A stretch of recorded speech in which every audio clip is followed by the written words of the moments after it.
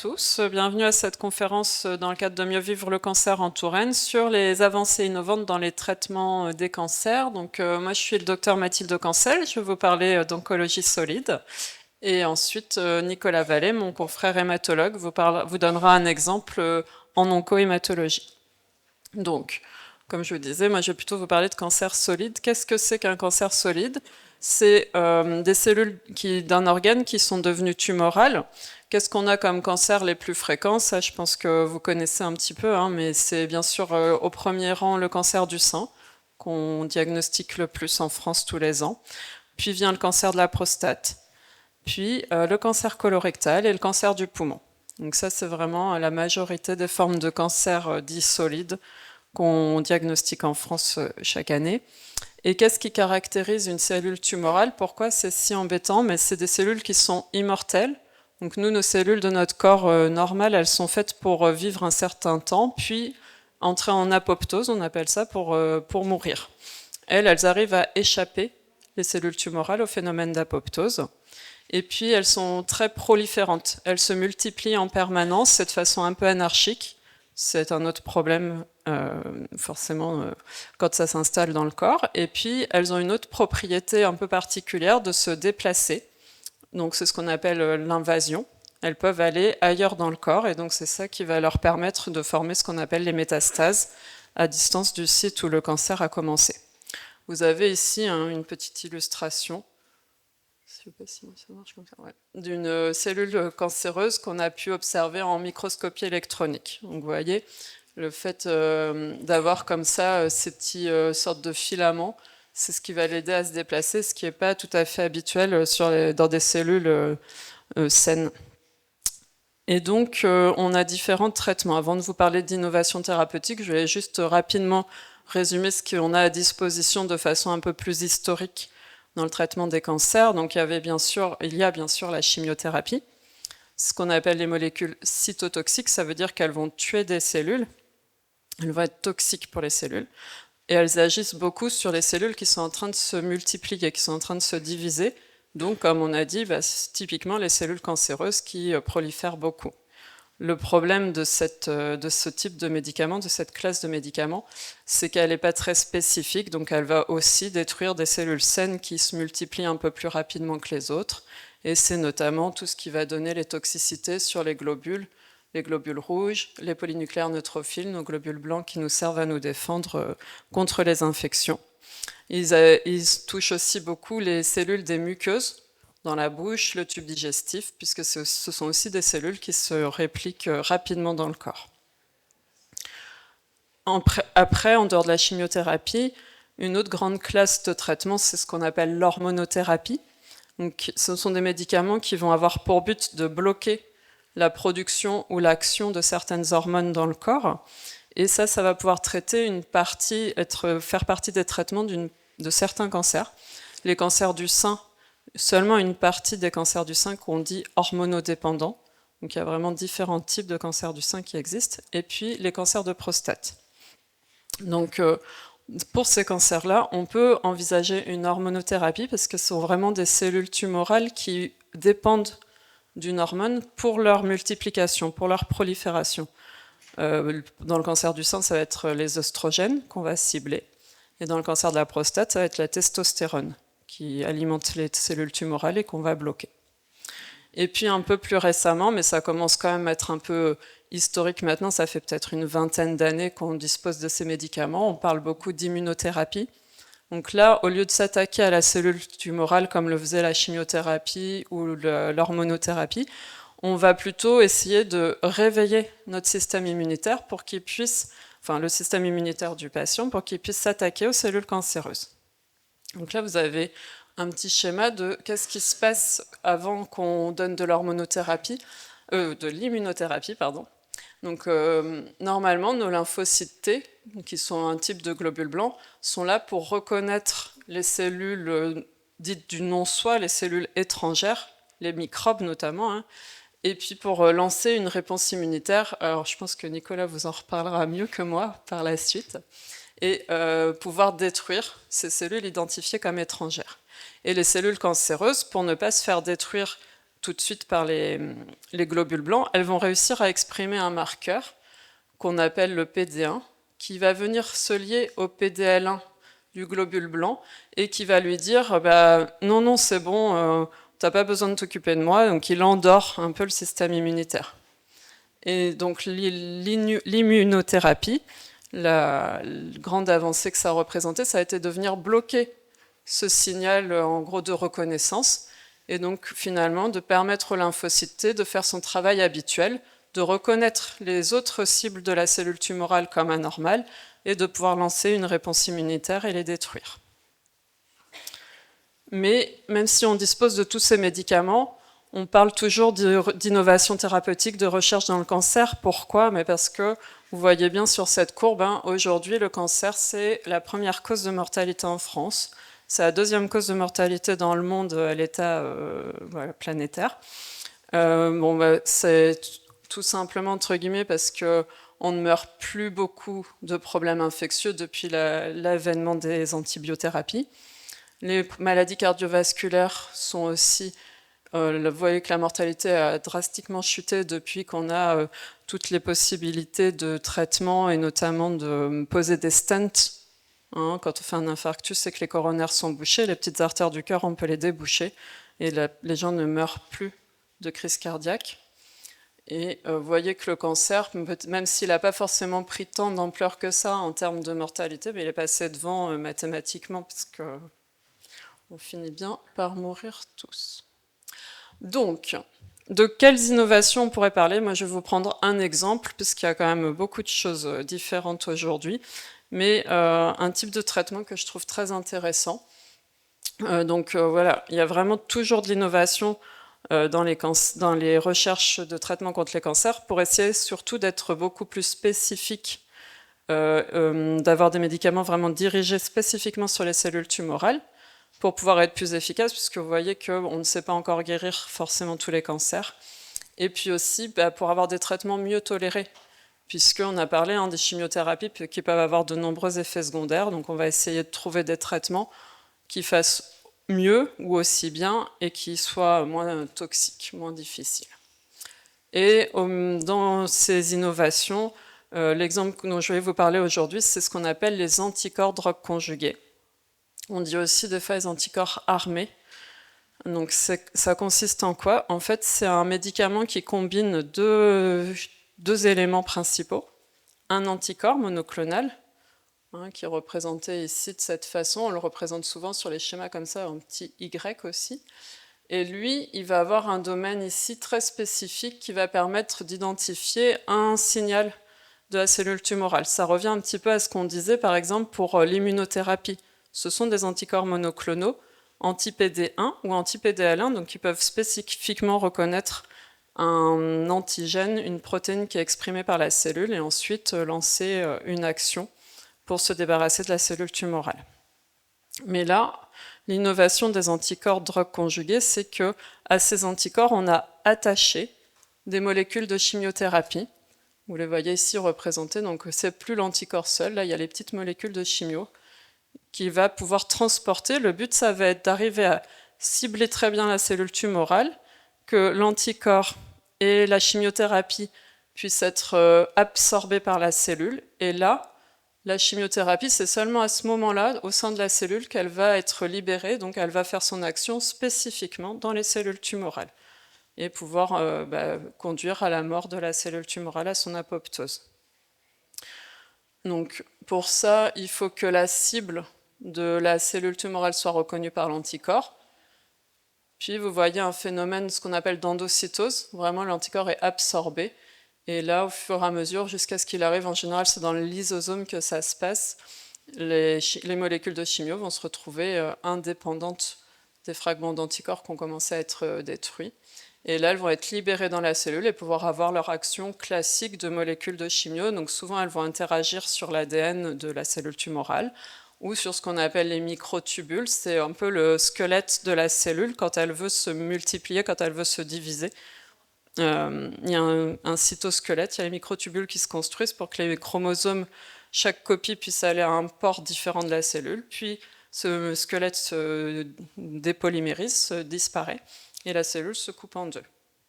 Donc on a beaucoup de chimiothérapies qui vont bloquer soit la polymérisation, la construction de ces tubules, soit l'étape plutôt de dépolymérisation quand elles veulent se déconstruire. Et donc on bloque la cellule dans son cycle, et comme elle n'arrive pas à finir sa réplication, elle entre ensuite en apoptose, elle est détruite. Les premiers ADC, vous voyez, je vous parle d'innovation, finalement ça date quand même d'il y a 10 ans maintenant. Le premier qu'on a eu en France, en tout cas, dans les cancers solides, c'est ce qu'on appelle le trastuzumab emtansine, un anticorps dans le cancer du sein, un anticorps drug conjugué dans le cancer du sein. Le trastuzumab, je ne sais pas si ça parle à certains, c'est aussi ce qu'on appelle l'herceptine. C'est un anticorps monoclonal qu'on utilise depuis longtemps qui reconnaît HER2 et certains cancers du sein expriment beaucoup cette protéine à leur surface et donc ils vont pouvoir cibler comme ça les cellules cancéreuses et surtout dans le cancer du sein. L'originalité, ça a été que finalement cet anticorps qu'on connaît, qu'on utilise déjà, on a pu un peu le recycler et le renforcer en lui adjoignant de la chimiothérapie qui a été délivrée vraiment de façon spécifique ou relativement spécifique dans les cellules tumorales.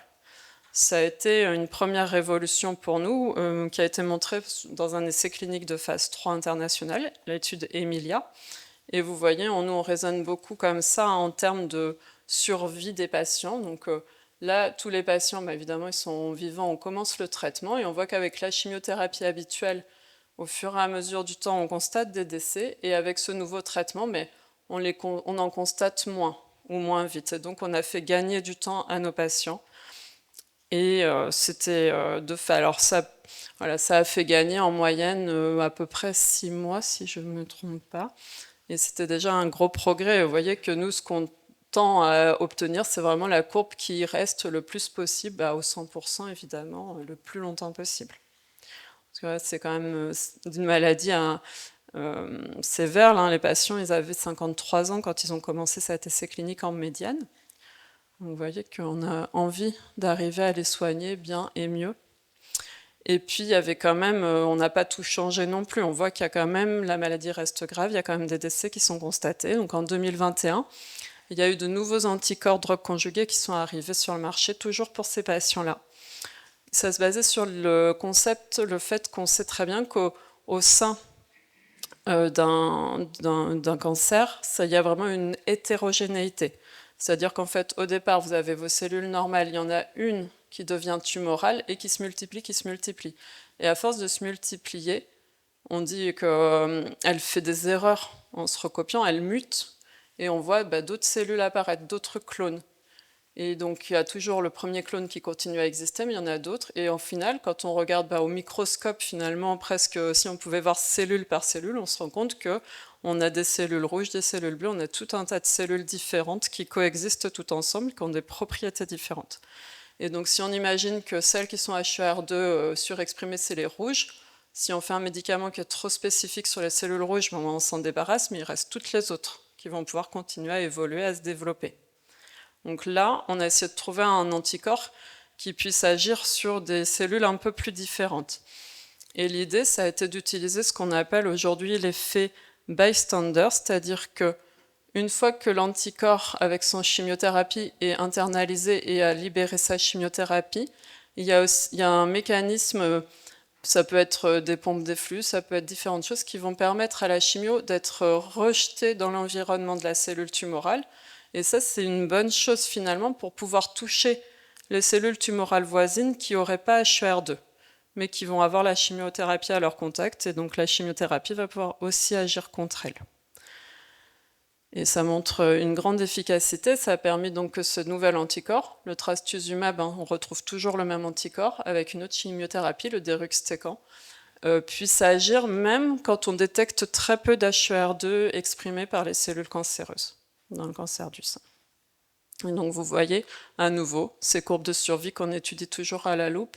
Et on voit que là, c'était la courbe des gens qui ont eu l'autre anticorps dont je vous parlais avant, le trastuzumab emtansine. Et avec le trastuzumab deruxtecan, le nouveau, on gagne encore un petit peu. Les gens vivent encore un petit peu, j'espère mieux, et surtout plus longtemps, globalement mieux aussi. Et donc, de plus en plus, là, je vous ai parlé juste de 2 exemples vraiment marquants, récents dans le cancer du sein, mais de plus en plus de cancers maintenant vont être éligibles à ce type de thérapie, ou sont déjà éligibles. Là, à chaque fois, on cherchait à ce qu'il y ait la protéine HER2 d'exprimer par les cellules tumorales pour pouvoir prescrire, pour pouvoir savoir que les médicaments ont une bonne chance d'être efficaces. Mais il y a aussi d'autres anticorps qui sont développés qui ne vont pas nécessiter forcément qu'on s'assure que le cancer exprime la protéine, soit parce qu'on est quasiment certain dans quasiment 100% des cas que la protéine va être exprimée, soit parce que ils ont peut-être les effets bystander suffisamment développés pour qu'on n'ait pas besoin de s'assurer de la présence de la cible à un seuil minimum. Par exemple, dans une autre forme de cancer du sein, on peut donner un autre anticorps drogue conjugué qui s'appelle le sacituzumab govitecan. Il cible TROP2 et on ne vérifie pas, nous, au quotidien, que les patients à qui on le propose ont bien un cancer qui exprime TROP2. Il n'y a pas cette nécessité-là, il marchera normalement quand même. Après, on n'a pas non plus toujours 100% d'efficacité, on parlera des mécanismes de résistance. Et puis une autre voie d'amélioration pour toujours permettre d'être plus efficace dans nos traitements, c'est, comme souvent, de combiner. Donc les anticorps drogue conjugués, on commence à avoir la possibilité de les combiner. Par exemple, la grande révolution de l'année dernière, ça a été de les combiner à l'immunothérapie pour les cancers de vessie. Le cancer de vessie, c'est un cancer un peu moins fréquent, mais on voit que toujours, nos courbes de survie, cancer de vessie métastatique, on les traitait par chimiothérapie jusque-là, et en médiane, les gens, ils vivaient avec leur chimio pendant un peu plus d'1 an. Maintenant qu'on a complètement changé le traitement, dans cet essai clinique en tout cas, ce qu'on voit, c'est quasiment un doublement de la survie des patients. Et il y a des limites à ces traitements. Donc on voit qu'ils ont quand même fait beaucoup progresser les choses. Ça permet d'avoir de nouveaux traitements plus efficaces pour les patients, mais il y a toujours les questions de tolérance du traitement, parce qu'on a dit qu'on essaye aussi de trouver des traitements mieux tolérés. On va voir que ce n'est pas non plus dénué d'effets secondaires. Et puis, il y a les problèmes de résistance dont on parlait, donc ça ne va pas forcément toujours être efficace, ou ça peut être efficace pendant un temps, et puis malheureusement, à un moment donné, le cancer il devient résistant. En termes de tolérance, le problème, c'est que même si on cherche une cible exprimée par la cellule tumorale, on n'a pas toujours la certitude qu'il n'y ait pas des cellules normales qui expriment aussi cette cible-là. Et on peut avoir typiquement, dans le traitement dont on parlait, l'anticorps qu'on utilise pour le cancer de vessie, il cible la nectine-4. La nectine-4, c'est une protéine qui est aussi détectée facilement dans les cellules de la peau. Et donc l'anticorps, il va aussi attaquer un petit peu les cellules de la peau, ça va donner des toxicités de ce côté-là potentiellement pour les patients. Et puis on a vu, on cherche de plus en plus à avoir cet effet qu'on dit bystander, que la chimiothérapie elle puisse ressortir de la cellule tumorale ciblée. Donc dans l'idée de s'attaquer aux cellules tumorales avoisinantes, le problème c'est que une fois qu'elle est sortie de la cellule, rien n'empêche non plus d'aller un peu plus loin et puis de voir les toxicités d'une chimiothérapie un peu habituelle vis-à-vis de cellules normales. Après, je ne vais pas vous détailler les toxicités de ces traitements-là, parce qu'ils vont vraiment être dépendants d'un anticorps drogue conjugué à un autre, en fonction de la chimiothérapie qui est contenue dans l'anticorps, et également de l'anticorps monoclonal en lui-même qui a été choisi, qui peut quand même aussi lui-même engendrer des effets secondaires. Mais pour vous donner un exemple, là, dans l'étude où on a fait un anticorps drogue conjugué avec de l'immunothérapie dans le cancer de la vessie, c'est les descriptions des toxicités qui ont été notées par rapport à la chimiothérapie qui était utilisée. Donc on voit en effet une importante toxicité de la chimiothérapie. Presque tous les patients déclarent des effets secondaires, et puis ce qui est en plus foncé, c'est les effets secondaires un peu plus sévères, d'intensité plus forte, et ça c'est le micro à côté, oui, excusez-moi. Et donc, il y a des toxicités plus sévères en sous-chimiothérapie pour à peu près 70% des patients. Donc, avec notre nouveau traitement, on trouve ça encourageant. On n'a plus que 56% des patients. Vous voyez que ça laisse quand même la moitié des patients qui font une toxicité considérée comme sévère. Donc, on n'est pas non plus encore à quelque chose de complètement anodin. On peut être complètement rassuré de la façon dont ça va se passer quand la personne reçoit le traitement. Et puis on a donc ces fameux mécanismes de résistance qui peuvent être naturel déjà présent, ce qu'on appelle la résistance primaire au traitement, du fait déjà de l'hétérogénéité tumorale, du fait que toutes les cellules ne sont pas identiques, n'expriment pas forcément la cible, peut-être qu'il va y avoir d'emblée notamment des métastases où il n'y aura pas du tout la cible présente, où le traitement ne va pas du tout pouvoir être actif et elles vont pouvoir continuer à se développer malgré le traitement. Donc c'est pour ça que je disais, on n'a jamais non plus 100% de certitude aujourd'hui de proposer un traitement qui va absolument fonctionner. Il peut y avoir des cas où d'emblée ça ne fonctionne pas. Et puis on parle beaucoup de la cellule tumorale, mais il ne faut pas oublier qu'elle se trouve au sein de ce qu'on appelle un micro-environnement. Il y a d'autres cellules autour, et là vous avez une image par exemple en immunofluorescence, donc au microscope, on voit des cellules tumorales qui ont été marquées là en bleu clair, et autour, ce qu'on appelle du stroma, des cellules un peu qui vont faire comme une enveloppe fibreuse. Donc il y a certains cancers qui en ont plus que d'autres, qui sont dans des environnements de ce type-là plus que d'autres. Et ça va faire comme une protection autour des cellules tumorales, et les médicaments, notamment les anticorps, vont avoir beaucoup de mal à arriver jusqu'aux cellules tumorales. Ça va ça va les protéger.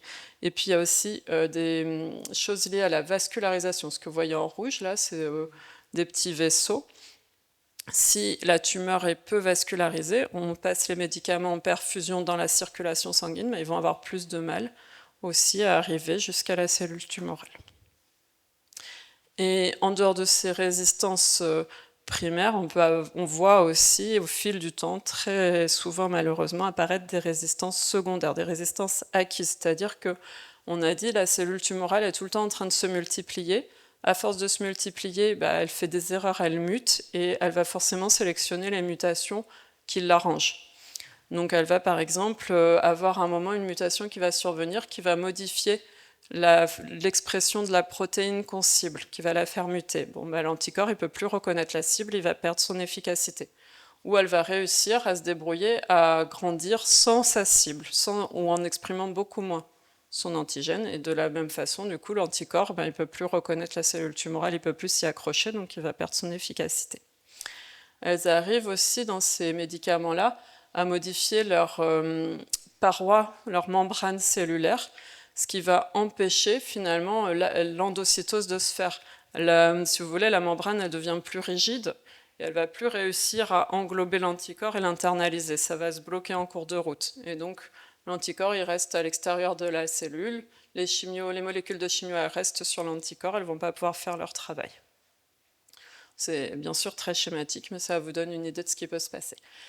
Si on admet que, malgré tout, elle a réussi à être endocytée, l'anticorps il est dans le lysosome, elle va aussi réussir parfois à modifier son comportement pour que le lysosome ne permette plus de décrocher les chimios de l'anticorps. Souvent, ça se joue sur une enzyme qui va venir couper le lien entre l'anticorps et la chimio. Peut-être qu'elle ne va plus exprimer cette enzyme ou l'exprimer d'une façon différente qui ne sera pas efficace pour cet anticorps-là et cette chimio-là. Ou alors c'est sur le pH, les lysosomes c'est extrêmement acide et elle va rendre finalement son lysosome moins acide et du coup de la même façon la coupure ne se fera plus, l'anticorps, la chimiothérapie va rester accrochée à l'anticorps et donc ne va pas pouvoir diffuser dans la cellule. Et puis même si l'anticorps et la chimiothérapie, l'anticorps conjugué arrivent à faire entre guillemets tout son chemin jusqu'à libérer la molécule de chimio dans la cellule tumorale, mais après on va pouvoir voir aussi apparaître ce qu'on voit apparaître sous chimiothérapie classique. On sait que les cellules tumorales arrivent à développer des façons de résister à l'action de la chimio en elle-même sur leur fonctionnement cellulaire. Donc là il y a vraiment diverses choses qui peuvent se produire. Donc en résumé, j'espère que j'ai pu vous illustrer un exemple d'innovation importante dans les traitements des cancers qui sont les anticorps drogue conjugués. Ça a quand même permis d'améliorer nettement le pronostic de plusieurs cancers et puis vraiment, comme ChatGPT m'a aidé à l'illustrer, l'aventure n'est pas terminée. Vous voyez, on est à peu près là, au tout début du chemin et puis on a encore beaucoup de choses à faire pour que ça puisse continuer à se développer, à être plus efficace et moins toxique. Et je passe la parole au docteur Vallée.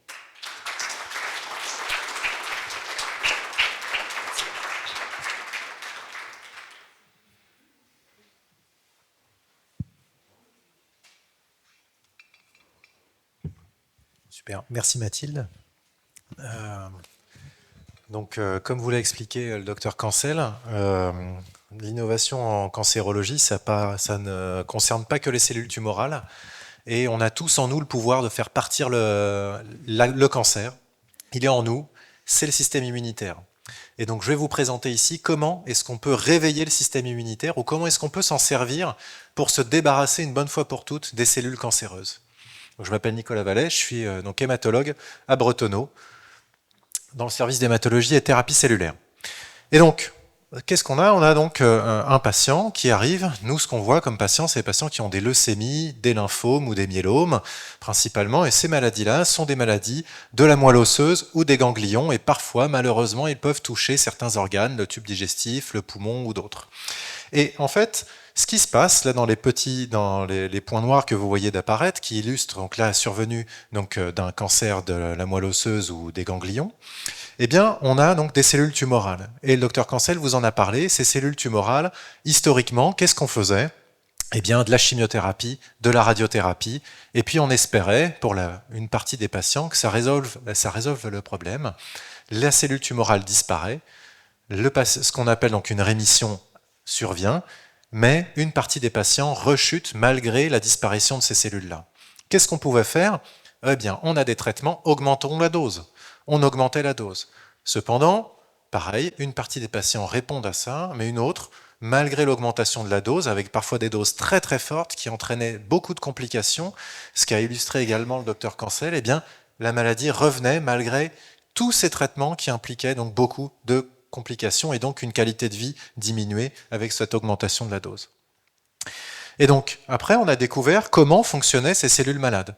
On a découvert qu'elles pouvaient avoir à leur surface des petits récepteurs ou des protéines, donc c'est des morceaux de quelque chose, enfin d'acides aminés, qui peuvent être exprimés à la surface de ces cellules, et donc on a développé des anticorps qui peuvent les cibler. Et là aussi, vous avez eu une belle illustration de comment est-ce qu'on peut cibler ces cibles-là. L'autre point, c'est qu'on a découvert aussi que parfois, elles avaient besoin de certains mécanismes pour survivre. Elles avaient besoin, par exemple, de beaucoup de gaz pour se diviser. Si on parle d'une maison, voilà, on a un chauffage au gaz, et pour se chauffer, il faut du gaz. La cellule tumorale, pour se diviser et survivre, elle avait besoin de gaz. Et donc, qu'est-ce qu'on fait? On utilise des médicaments qui bouchent les tuyaux. Comme ça, la cellule tumorale, elle arrête de se diviser, elle meurt, et on débarrasse les patients de la maladie. Ça, par exemple, c'est un médicament qui a été révolutionnaire dans les années 2000, l'imatinib, qui permettait de traiter la leucémie myéloïde chronique. Et donc, qu'est-ce qu'on faisait? Elle avait besoin donc d'une protéine qui s'appelle BCR-ABL. Bon, bref, ça, c'est le gaz pour faire chauffer la cellule. Pouf, avec le médicament, on bouche le tuyau. Et qu'est-ce qui se passe? La cellule arrête de se diviser. Ça, c'est ce qu'on fait donc depuis les années 2000 et même avant, depuis les années 70. Mais moi, je ne suis pas un très grand fan de la cellule tumorale. Ce que je préfère, c'est tout ce qu'il y a autour, tout ce que vous avez déjà été illustré, c'est-à-dire la cellule tumorale, c'est bien beau, elle a des anomalies, des protéines, mais il ne faut pas oublier qu'à la base, on a un système qui nous permet de nous défendre contre ces cellules. En fait, tous les étés, quand vous allez au soleil, les rayons des UV vont faire des modifications sur vos cellules, et ces modifications-là, pour la plupart d'entre nous, ne vont pas engendrer de problème. Mais une partie vont devenir donc des patients, malheureusement, et vont avoir par exemple un mélanome. Parce que qu'est-ce qui se passe? Cette anomalie dans la cellule va donc entraîner une production de cellules tumorales parce qu'il y aura eu un défaut du système immunitaire en particulier. Qu'est-ce qui se passe? Lorsqu'il y a une anomalie, il y a des cellules qu'on appelle des cellules présentatrices d'antigènes, bon, je vous passe le nom, mais ces cellules-là, elles vont donc reconnaître des anomalies, et lorsqu'elles reconnaissent une anomalie de la cellule, elles vont appeler d'autres cellules sur le site d'une potentielle tumeur ou d'une anomalie.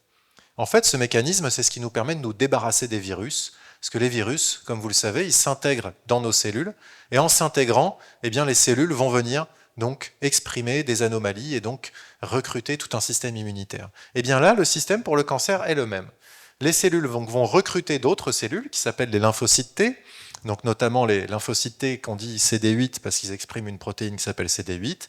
Et eux, ce qu'ils ont comme particularité, c'est que ces lymphocytes T-là, ils sont là pour tuer les autres cellules, notamment les cellules cancéreuses. Et donc ces lymphocytes T vont reconnaître l'anomalie de la cellule tumorale, et en reconnaissant l'anomalie, il va falloir qu'elle soit présentée par la cellule tumorale. On dit présentée parce que la cellule tumorale va venir à la surface de sa cellule, montrer l'anomalie ici. Et donc, elle présente, et en fait, il va y avoir 3 mécanismes qui vont se passer. En présentant cette anomalie, le lymphocyte T donc, qui est ici, et ici vous avez la cellule présentatrice d'antigène, et donc on zoome sur cette interaction qu'on appelle une synapse immunologique. Et donc ce qui va se passer, eh bien la première étape, c'est donc la présentation, avec donc l'anomalie qui va être reconnue par le lymphocyte T. Donc l'anomalie est reconnue par le lymphocyte T, et ça, si au laboratoire je donne à un lymphocyte T une anomalie pour l'activer, par exemple j'ai des lymphocytes T au laboratoire qui vont être spécifiques de certaines protéines, eh bien je leur donne cette protéine-là, qu'est-ce qui se passe? Ces lymphocytes T, ils ne font rien. Ils attendent. Et donc il leur faut un deuxième signal. Il leur faut un deuxième signal qu'on appelle un signal de co-stimulation, et ce signal de co-stimulation, il va donner 2 informations. Il va dire soit tu t'actives, soit tu ne fais rien. Et donc au laboratoire, si je veux activer ce lymphocyte T, je vais devoir lui donner un signal d'activation supplémentaire. Donc par exemple, quelque chose qui va se lier à un récepteur, et si au contraire je veux qu'il ne se passe rien, je lui donne un autre signal. Et enfin, le lymphocyte T, il a plein de fonctions. La première, donc, c'est de tuer, comme je vous ai dit, puis l'autre, ça peut être de réguler l'environnement autour de lui. Et donc ça, ce qui va donner la fonction, c'est donc un 3e signal, ce sont des protéines qui sont fabriquées et qui peuvent donc lui dire de se diviser ou d'aller à d'autres endroits dans l'organisme. Et donc, une fois qu'on a ces 3 éléments, qu'est-ce qui se passe? Le lymphocyte T est antitumoral. Et donc le lymphocyte T va venir détruire les cellules malades. Or, la cellule tumorale,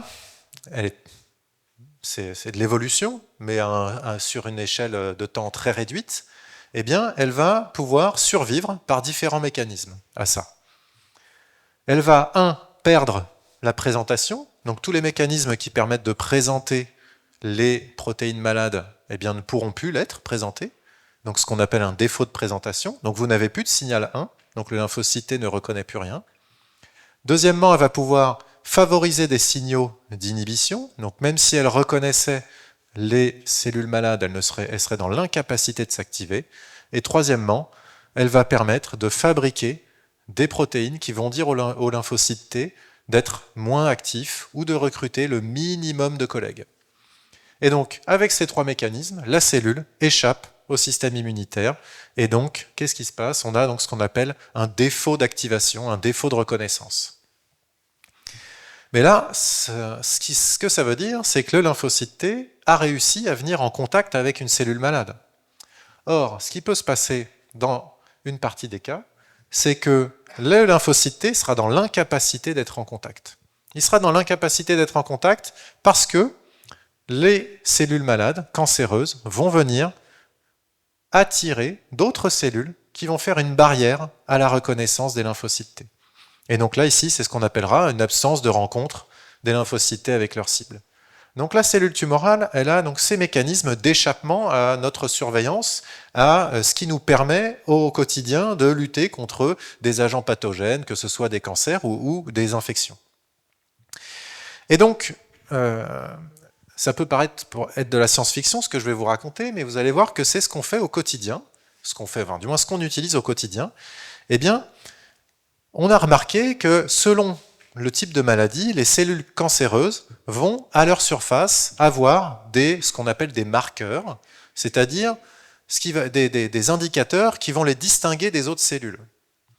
Et donc, ces marqueurs, elles l'ont à leur surface, et puis elles leur servent à plus ou moins de choses. Pour celui que je vais vous présenter là, on ne sait pas très bien à quoi ça leur sert, mais c'est pas grave. Donc, ce marqueur-là donc, est exprimé. Et donc, qu'est-ce qui a été proposé? C'est d'utiliser un bout d'anticorps, comme vous l'a présenté le docteur Cancel. Un bout d'anticorps, c'est quoi? C'est le morceau qui va reconnaître de façon très très précise et de façon très spécifique et qui va se lier de façon forte avec ce marqueur-là. Eh bien, on va utiliser la puissance de ce système-là et on va le coupler au premier signal d'activation que je vous ai présenté. Ça veut dire qu'on va utiliser un anticorps très fort qui va se lier à la tumeur et qui va engager, deuxièmement, le signal d'activation principal du lymphocyte T. Mais si je lui donne le signal 1 d'activation, il ne va rien se passer. Donc qu'est-ce qu'on fait? Eh bien, on va rajouter un deuxième signal sur cet anticorps. Et donc on va avoir une capacité de reconnaître la tumeur, d'activer le lymphocyte T et de lui dire « vas-y, tu peux y aller, tu as le champ libre pour venir détruire la tumeur ». Et donc cette protéine chimérique, on l'appelle chimérique parce qu'elle est composée de plusieurs morceaux de protéines différents, et donc on appelle ça une chimérique antigène récepteur, donc le CAR de CAR T-cell, et T-cell c'est pour le lymphocyte T qui va porter ce récepteur chimérique, le CAR. Et donc avec ces mécanismes-là, on va réussir donc à détruire les cellules tumorales. Et donc puisque des images valent mieux que des mots, je vais vous montrer cette vidéo donc, qui montre ici, donc là c'est de l'imagerie, donc c'est in vivo, c'est sur des souris, et on peut suivre dans le tissu tumoral, qui sont des lymphomes ici. Les lymphomes donc, sont en blanc, les cellules lymphomateuses sont en blanc. Vous voyez en vert, ce sont les fameux CAR T-cells, et en bleu, ici, vous voyez des cellules qui sont en train de mourir, et en fait ce sont des cellules tumorales parce qu'on a, dans l'expérimentation, permis aux cellules tumorales, lorsqu'elles rentrent en état de mort cellulaire, eh bien elles deviennent bleues. Et bien donc là, suivons ce qui va se passer, et vous voyez, ici, on a donc une cellule blanche qui est en contact avec du vert qui devient bleu, du bleu, du bleu, du bleu, du bleu ici aussi, et encore ici, et là. Et donc là, je vais revenir en arrière pour juste revenir là, et vous la remontrer, touc. Voilà. Ici, vous voyez qu'il y a du bleu qui apparaît au contact du vert, donc un CAR-T qui tue une cellule tumorale, mais il y a aussi une capacité de tuer les cellules tumorales alors que la cellule n'est pas rentrée en contact. Et donc, ce fameux CAR T-cell, il va détruire les cellules tumorales directement dans le tissu, soit au contact de la cellule, mais aussi de façon indirecte. Et donc, ici, ce que va permettre le CAR-T, c'est de rétablir l'activation. Tout ça indépendamment des signaux de présentation ou d'inhibition de la tumeur. Et deuxièmement, il va permettre d'augmenter la capacité de rencontre par son effet donc de lyse indirecte. C'est-à-dire que même s'il n'est pas au contact de la tumeur, il peut venir détruire la cellule tumorale. Donc ça, c'est la théorie, mais en pratique, comment ça marche? Eh bien, en pratique, on va avoir donc un patient qui a une indication, donc dans le service, on va définir l'indication de ce traitement-là, et on va recueillir les globules blancs des patients. Ces globules blancs vont être triés, donc là chez l'industriel qui produit les CAR T-cells, donc il y a différents industriels qui les produisent en fonction des indications. Et ici, ce que vous avez, c'est un virus, donc un virus qui contient le gène qui va permettre de fabriquer cette protéine. Donc le virus va infecter le lymphocyte T du patient et venir faire exprimer à la surface du lymphocyte T modifié donc la protéine chimérique, et donc on va obtenir un CAR T-cell à partir d'un T-cell, donc d'une leucémie, enfin d'un lymphocyte T, on va obtenir donc la cellule thérapeutique. Et donc concrètement, on va donc définir l'indication, commander le CAR T-cell auprès du laboratoire. Les patients donc, ont une leucaphérèse, je vais vous montrer des photographies après.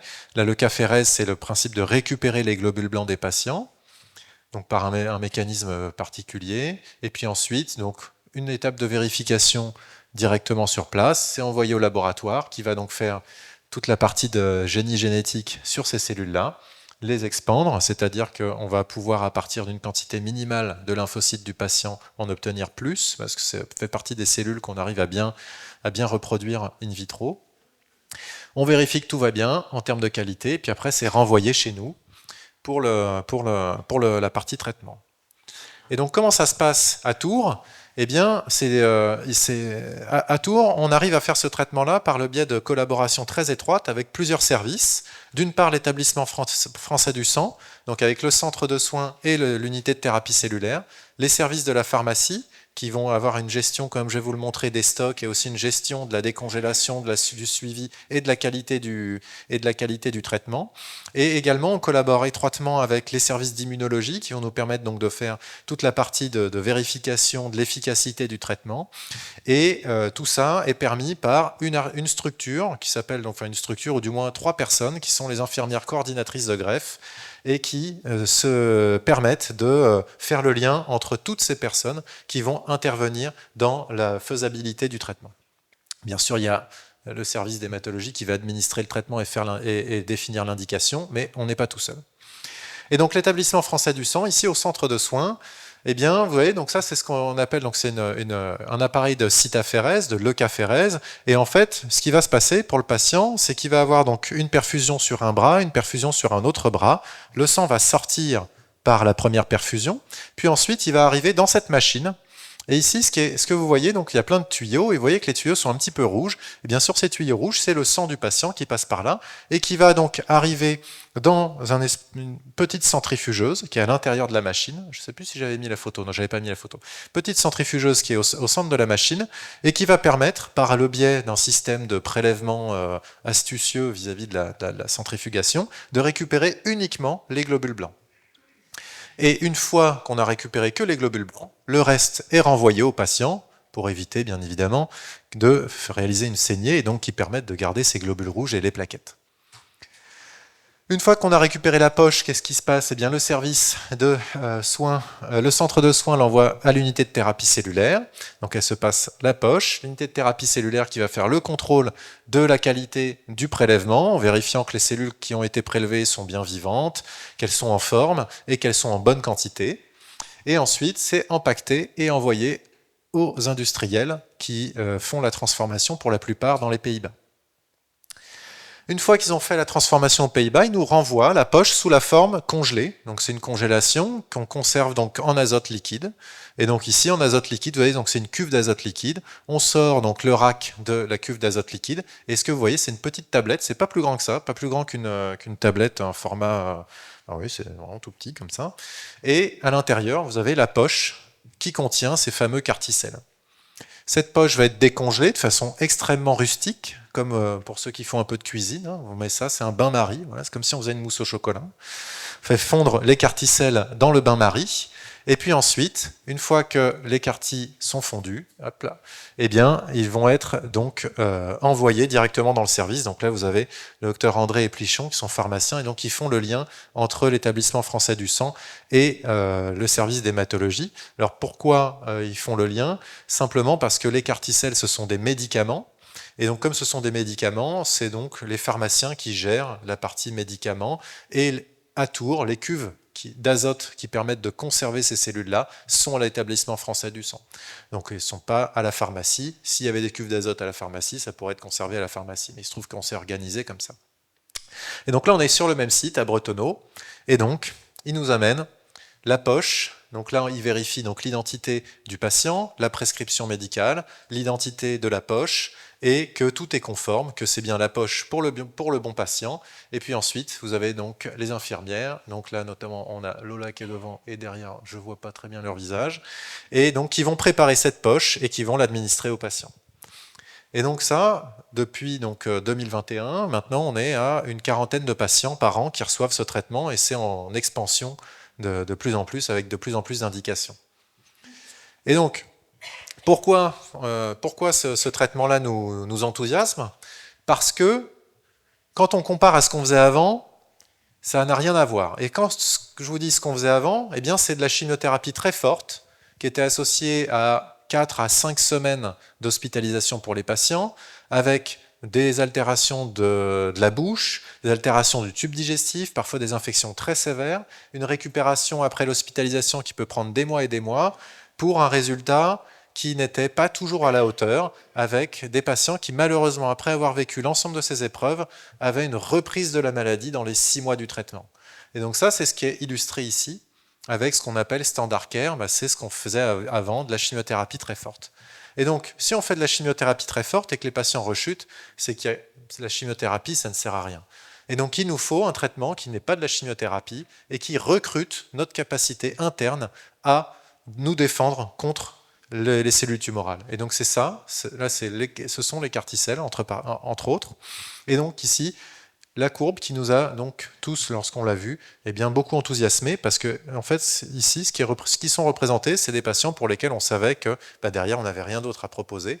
Et maintenant, eh bien, on peut proposer ce traitement qui permet d'obtenir plus de guérison.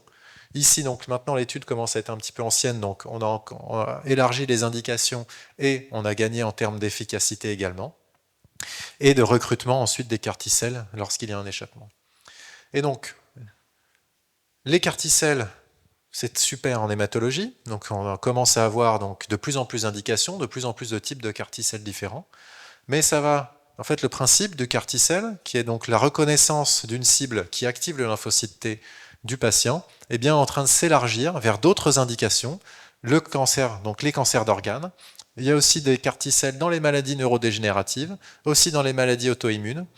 Et en fait, la promesse des carticelles, c'est de dire il suffit d'y avoir une cible à traiter qui permettra de produire un traitement. Et ce traitement, donc, il pourrait venir du patient et être réinjecté au patient par la suite. Et donc le futur, qu'est-ce que c'est? Eh bien, c'est toutes ces nouvelles cibles qui sont illustrées sur ce camembert-là. Et donc là, ici, ce sont notamment des cibles dans le cadre des cancers solides, donc non hématopoïétiques. Et donc l'idée, c'est d'avoir la même cellule avec le même mécanisme à l'intérieur et de faire changer la cible pour faire bénéficier de cette innovation dans d'autres indications qu'en hématologie. Et l'autre futur, eh bien, c'est d'optimiser cette partie-là pour que lorsque la cellule CAR reconnaisse la cellule tumorale, elle puisse s'activer, maintenir son activation et éviter les rechutes ultérieures. Je vous remercie de votre attention et donc voici donc tous ceux qui œuvrent pour la partie clinique, la recherche et donc les différents laboratoires, donc le labo de métabo. Voilà. Si vous avez des questions, en ce cas, on sera ravi d'y répondre. On peut parler des effets secondaires à part. Je peux parler des effets secondaires? Non. Oui, on fait ça? Ouais. Je n'ai pas parlé des effets secondaires? Mince. Bon. Bah donc la question est quels sont les effets secondaires? Donc là, on va dire qu'on va parler des carticelles. Les effets secondaires des carticelles, il y a deux phases d'effets indésirables. Le premier, c'est dans la phase du premier mois de traitement, quand le traitement est réinjecté au patient. En fait, les effets indésirables de ce traitement-là, ils sont la conséquence du réveil du système immunitaire. Quand on réinjecte des lymphocytes aux patients, ils vont activer des voies d'inflammation, d'infection chez les patients, et tout ça sans qu'il y ait d'infection. Donc on va observer comme une infection, mais sans infection. Donc beaucoup de fièvre, la tension qui peut baisser, et en fait ce qu'on remarque, c'est qu'au tout début de ces traitements, ça posait problème parce qu'on ne savait pas très bien le gérer, mais ça c'était dans les années, on va dire, les années plutôt 2018-2019. Maintenant, cette partie-là, pour nous, c'est assez classique et ça passe en 3 jours. C'est des grosses fièvres, 39, 40 quand même, les patients donc, sont très fatigués, et en 3 jours, ça passe et on le gère avec des médicaments qui permettent de baisser l'inflammation. Le deuxième effet pendant cette période-là, c'est que quand il y a beaucoup d'inflammation, il y en a un peu qui arrivent à aller dans les méninges et dans la tête. Et ce qui peut se passer, c'est que les patients vont avoir une partie donc, temporaire de confusion. Donc ça peut être, ils ne savent plus très bien où ils habitent, ils ne savent plus très bien où ils sont ce jour-là. Ça, c'est dans les formes un tout petit peu plus sévères, ou juste ils ont du mal à écrire. Par exemple, on leur fait écrire une phrase tous les jours pour vérifier que tout va bien, et parfois l'écriture se modifie. Et dans les cas les plus sévères, ça peut aller jusqu'à donc, des convulsions, mais là encore, on est dans même pas 1% des cas. Donc il y a ces effets pendant le traitement, pendant le premier mois. Et l'effet à long terme, c'est que comme on traite des lymphocytes B, le lymphome ce sont des lymphocytes B, eh bien les patients vont garder une mémoire, enfin vont garder avec les carticelles moins d'immunité, donc ils vont être immunodéprimés à cause des carticelles qui ont été réinjectés, à cause des traitements qu'ils ont reçus avant, potentiellement des corticoïdes, et donc ça peut donner lieu à des risques d'infection. Ça, c'est qui est la première complication vraiment à moyen terme. Les effets secondaires sont différents en fonction du niveau de chimiothérapie, semble-t-il.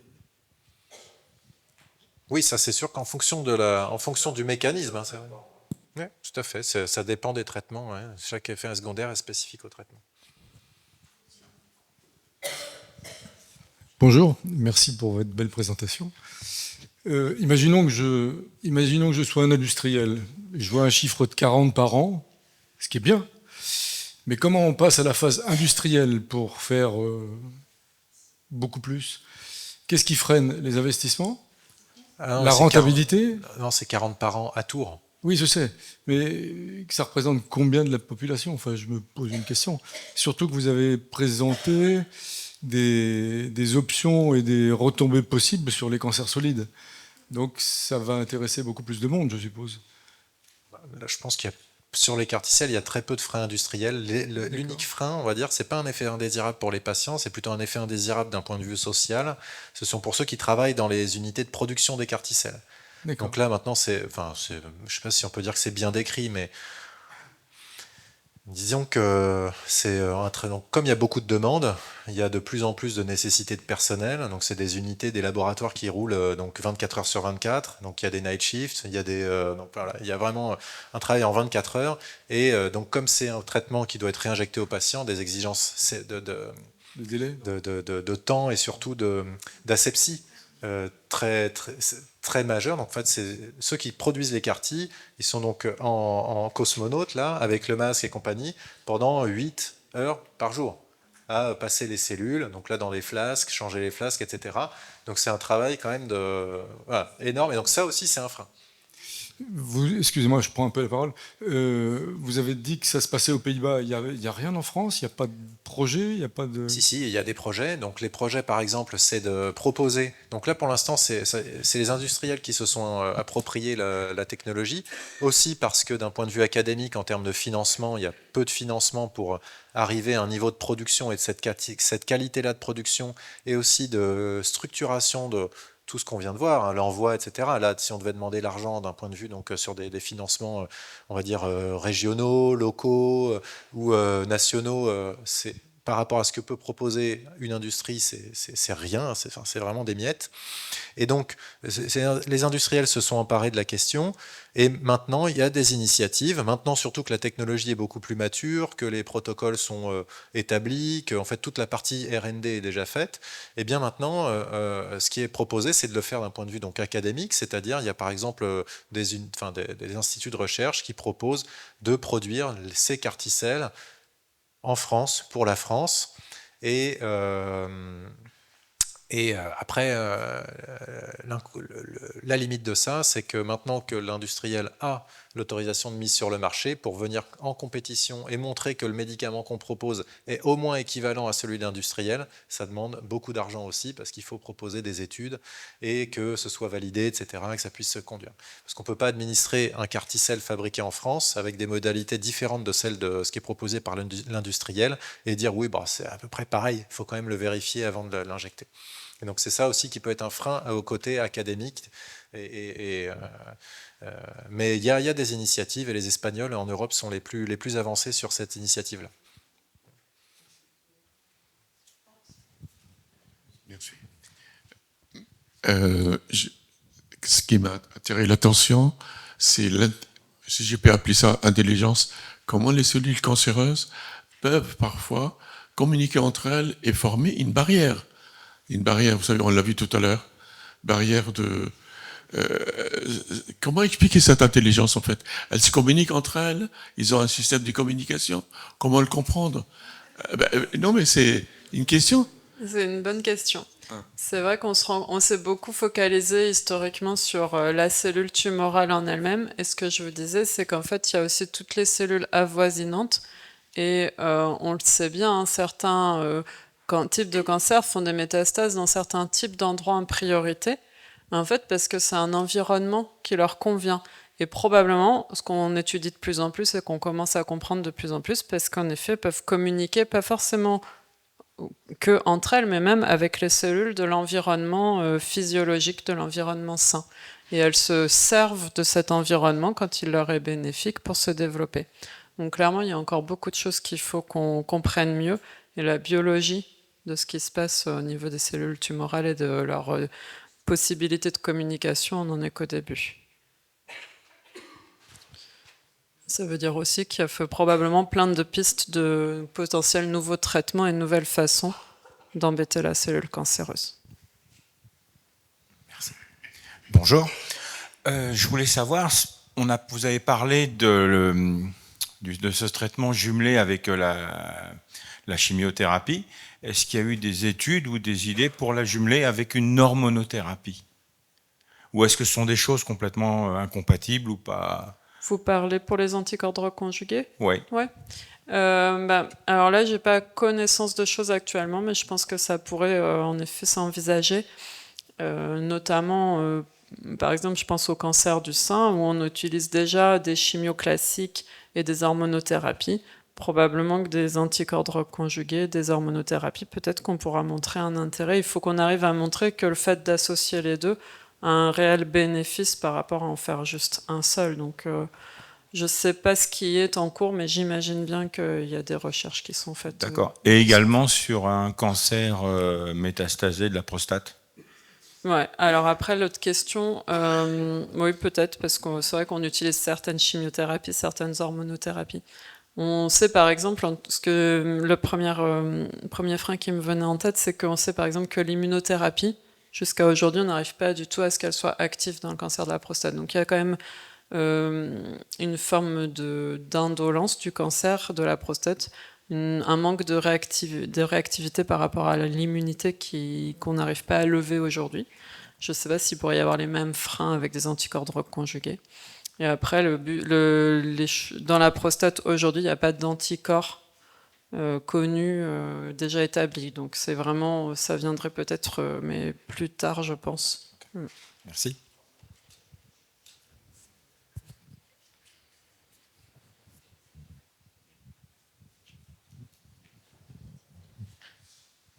Merci. J'ai sûrement pas tout compris, hein, c'est clair. J'y vais. J'ai sûrement pas tout compris malgré la clarté de vos présentations, mais je pense au Génopôle. Est-ce que vous avez des liens? Est-ce qu'il y a une utilité? Est-ce que le Génopôle d'Evry, là, est-ce que vous avez des liens avec eux? Est-ce que vous travaillez de concert? Est-ce qu'il y a un intérêt? Voilà. Je pense que, en fait, en termes de collaboration, nous là sur le campus, enfin, le docteur Cancel pourra aussi parler des axes de recherche qui sont menés. Dans le cadre des carticelles, par exemple, au laboratoire, on étudie surtout comment est-ce qu'une fois que ces cellules réinjectées vont persister, parce que ce sont des lymphocytes T, et comme je vous l'ai dit, les lymphocytes T, ils sont là depuis donc la naissance, et depuis à chaque infection virale, par exemple, ils vont donc réagir et venir surveiller ces infections-là au long cours. Donc on imagine que ces cellules-là sont quelque part aussi une fois qu'elles sont réinjectées. Et lorsqu'elles sont quelque part, pourquoi est-ce que, alors qu'elles sont en mémoire, par exemple, eh bien les patients rechutent malgré tout? Donc ça, c'est ce qu'on étudie. Et donc après, on établit des collaborations avec différents centres. Et donc là, il y a par exemple en France, donc nous, on travaille sur cette thématique-là. Et puis, on va avoir par exemple à Paris, l'hôpital Saint-Louis, il travaille plus sur une thématique de production, justement, d'écart, production académique ou de fabrication de la nouvelle partie, qui est d'une nouvelle partie de la protéine chimérique.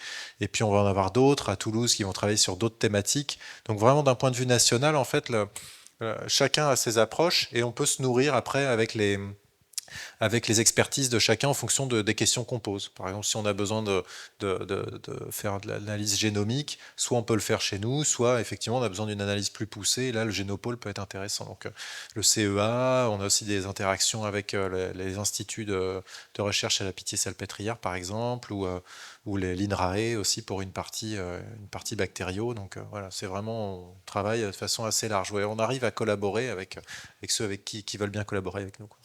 Je sais pas si tu veux rajouter. Un peu plus de choses à rajouter sur cette question. Il y avait peut-être monsieur.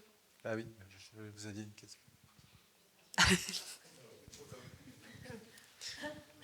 Alors merci beaucoup pour votre bel exposé. Moi je suis vraiment pleine de gratitude de voir que finalement il y a de nouvelles pistes qui se créent et qui sont vraiment dans ce respect du vivant au maximum. Et c'est vraiment chouette. Alors, comme toute révolution, il y a une personne folle ou un homme fou qui commence à explorer des pistes. Et c'est ce que je pense que vous avez déjà commencé à faire, mais il a fallu une personne qui ouvre les yeux, qui se dit tiens, pourquoi ne pas regarder dans cette direction-là? Dans quelle mesure est-ce que vous, en tant que chercheur, est-ce que vous êtes ouvert à des pistes qui peuvent être suggérées par des patients qui eux-mêmes ont exploré des choses, ont eu des résultats? Donc, quel est votre niveau d'accueil tant dans le financement, je pense qu'il y a quand même, voilà, vous êtes quand même guidé d'une certaine façon. Mais voilà, quelle marge d'ouverture est-ce que vous avez pour que, à un moment donné, toc toc, j'ai exploré ça, qu'est-ce qu'on pourrait en faire? Et il y a plusieurs personnes qui ont exploré ça, qu'est-ce qu'on pourrait en faire? Merci. Alors, sur un plan très général, c'est un peu complexe d'avoir une réponse absolue. Ce qui est sûr, c'est que toutes les recherches, elles découlent de beaucoup d'analyses, d'abord in vitro, comme on dit. On a étudié au niveau des cellules des choses, on a compris un nouveau fonctionnement. Quelqu'un s'est dit, tiens, on pourrait peut-être développer telle ou telle chose, en effet, mais c'est souvent des années de recherche. Je vous montrais l'exemple des anticorps trop conjugués. Typiquement, c'est des anticorps, certains, les premiers, ils existaient déjà. Et des gens se sont dit, est-ce qu'on peut les rendre plus efficaces? Est-ce qu'on peut faire de la chimio qui soit délivrée par ces anticorps, etc. Bon, ça, c'est tout un parcours et c'est pas du tout linéaire, évidemment. Partir de l'expérience ou de l'intuition d'un patient pour pouvoir aller jusqu'au bout de quelque chose, c'est pas du tout certain que ça puisse aboutir et c'est compliqué en tout cas de baser tout un tas de recherches juste sur une expérience personnelle, par exemple. Parce qu'il faut vraiment arriver au fur et à mesure à construire les preuves dites scientifiques et établir les choses, et ça prend beaucoup de choses. Après, vous souleviez la question du financement. Évidemment, après, je pense que tout le monde le sait, on ne dispose pas de moyens absolus et infinis à nos projets. Donc après, on va voir les différents organismes qui financent, on propose nos projets, on explique pourquoi on y croit, qu'est-ce qu'on a déjà comme première donnée, et on obtient ou pas un financement. Et c'est évidemment très compétitif, il y a beaucoup d'idées, heureusement, tant mieux. Mais du coup, on ne peut pas forcément toutes les mettre en œuvre.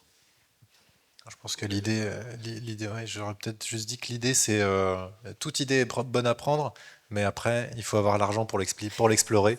Et donc, brevetez votre idée, et puis après, vendez-la à un industriel, il va sans doute très très bien le faire. Ou alors, vous pouvez venir voir, et puis nous, on peut essayer de trouver des financements, des solutions. Mais donc, professeur Légaillan, Ligue contre le cancer, pour répondre à la question, la Ligue contre le cancer, alors, au niveau national, a mis en place ce qu'on appelle nous la recherche-action, mais les termes n'ont pas d'importance.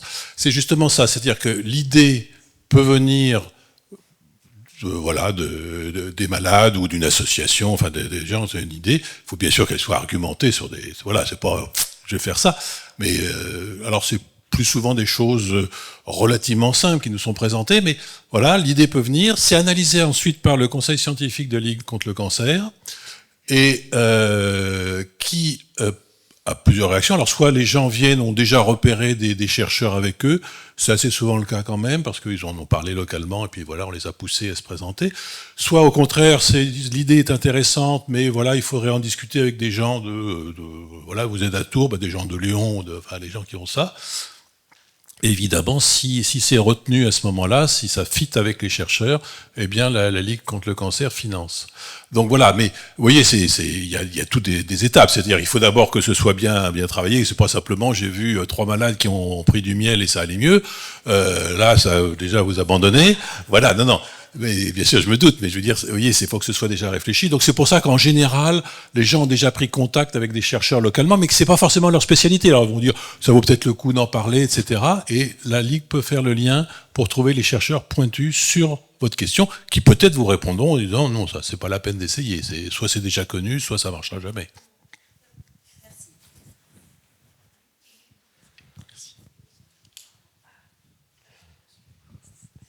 Bonjour. Les CAR T-cells, du coup, elles ont été présentées, si j'ai bien compris, que dans le cadre des lymphomes. Il y a dans les lymphomes, les leucémies aiguës lymphoblastiques, et puis pour les autres indications, il y a plein de pistes, et c'est pas encore utilisé en routine, mais il y a des études sur les autres indications qui sont en cours, et ça devrait pas tarder à sortir dans d'autres indications. Enfin, pas tarder, au rythme de la recherche. Donc ça veut dire dans 10 ans, quoi. D'accord. Ok, merci.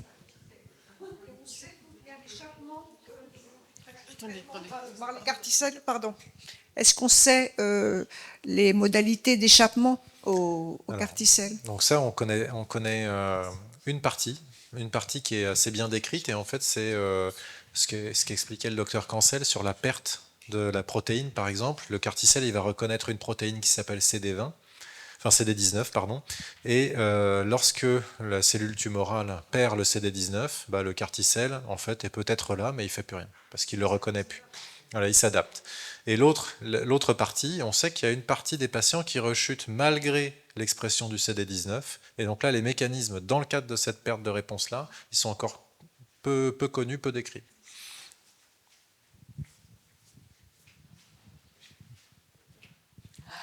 Tout arrive. Merci. Bon, alors, vous avez parlé, vous pensez bien que je suis un des malades actuels. Bon, l'immunothérapie, vous nous avez parlé d'immunothérapie, vous nous avez parlé de la chimio. Donc, vous nous avez parlé également des limites de la chimio.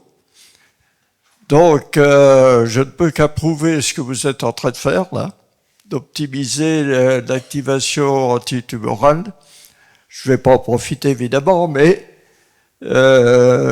j'invite tout au moins tout le monde à participer à la recherche, parce que je crois qu'on n'est pas tout à fait encore au top, mais on va y arriver. Donc, merci. Je voulais simplement vous donner un message d'encouragement. Merci.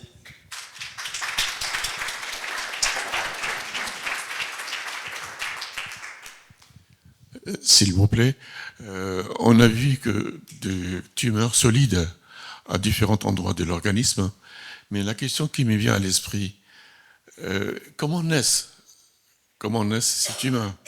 Est-ce que derrière ça, je pense à la prévention? Ouais. Quelles sont les pistes? Est-ce que vous travaillez sur ces pistes-là en collaboration avec d'autres disciplines que la discipline médicale, par exemple? Mais c'est vrai que c'est une très bonne question.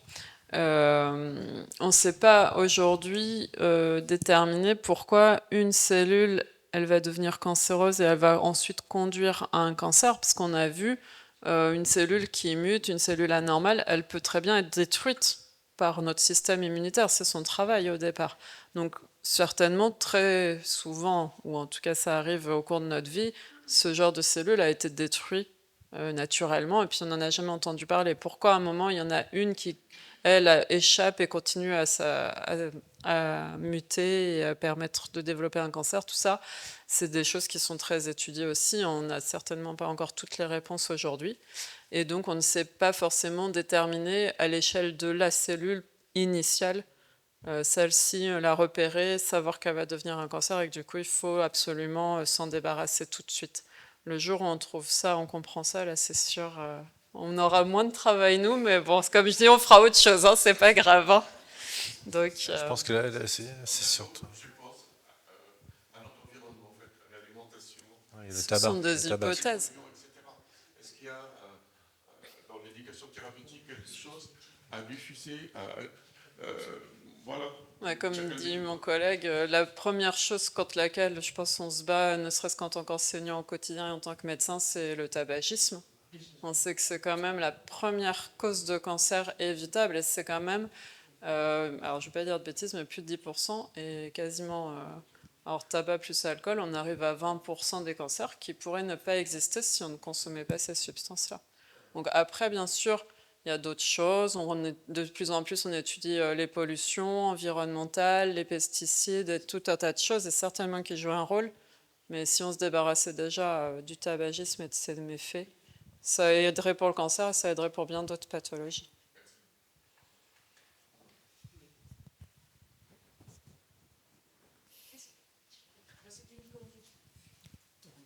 Une question complètement autre, mais est-ce qu'il y a sur la Terre des gens qui n'ont, enfin, des populations qui n'ont pas de cancer? Est-ce qu'il y en a des connus? Les éléphants et les requins. Ah, des espèces non humaines. Ou peut-être une autre espèce? Mais il y a des communautés, on sait, où il y a moins de cancers diagnostiqués qui surviennent. Oui. Après, là, ce sont des populations très étudiées. On a beaucoup prôné le régime méditerranéen, qui protège quand même de beaucoup de choses. Mais par exemple au Japon aussi. Oui, mais bon, après, là-dessus, c'est pareil, tout n'est pas encore connu. Est-ce qu'il y a certainement aussi un pool génétique un peu différent, mais sûrement aussi un mode de vie et des habitudes qui jouent.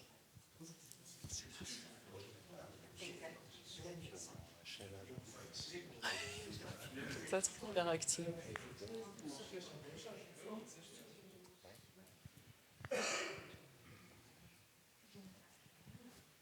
Vous avez pu poser toutes vos questions brûlantes, ça. Ah, ouais. Ah, une dernière. Alors, une petite question, peut-être un peu hors sujet par rapport à ce que vous avez présenté. Pour des cancers d'organes et que la tumeur évolue vite et qui devient avec qui mute avec des cellules mutantes, à partir de quel moment on peut dire qu'on n'opère pas? Donc on ne va pas trancher dedans, enlever des morceaux, enfin bon, je schématise. Hein, ouais.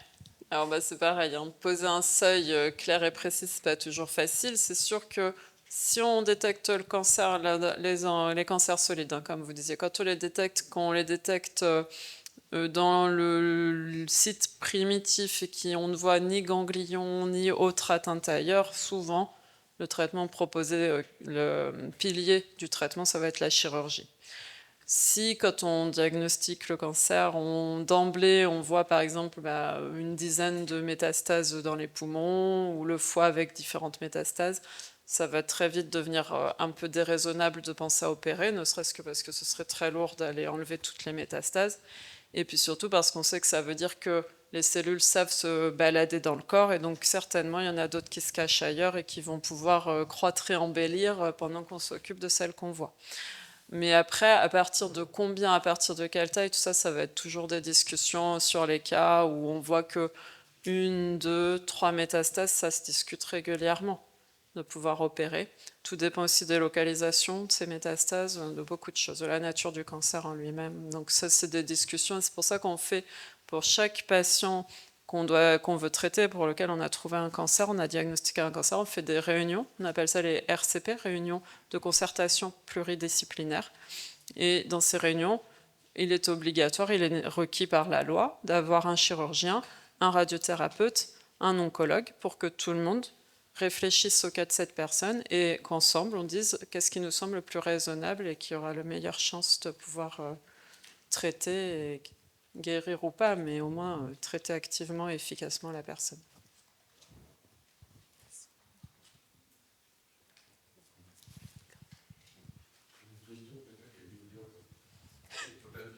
Attendez. Pardon. On a dit tout à l'heure qu'une cellule normale, elle est vouée à la mort, c'est-à-dire l'apoptose. Mais une cellule cancéreuse, j'allais dire, elle résiste à la mort. Ouais. C'est étonnant. Ouais. C'est pas une piste. C'est pas une piste à exploiter. Voir je pense pourquoi que ça doit intéresser des gens. Après, voilà, on voit qu'elle crée des problèmes quand même. Donc, on ne peut pas tous espérer que nos cellules deviennent toutes cancéreuses. Ça, c'est sûr que non. L'immortalité a un prix. Seulement immortelle, est-ce que ce sera un jour possible? Ça, je ne sais pas. Le problème de cette immortalité, c'est que du coup, forcément, même si elles proliféraient de façon normale, elles vont quand même faire beaucoup plus de divisions que prévu. Donc, elles sont à risque de mutation et de mutation délétère. Donc, voilà, ce qui nous fait, nous, penser que peut-être c'est pas si bien d'envisager une immortalité, en effet. C'est finalement un mécanisme protecteur de l'organisme, même si ça conduit à sa fin.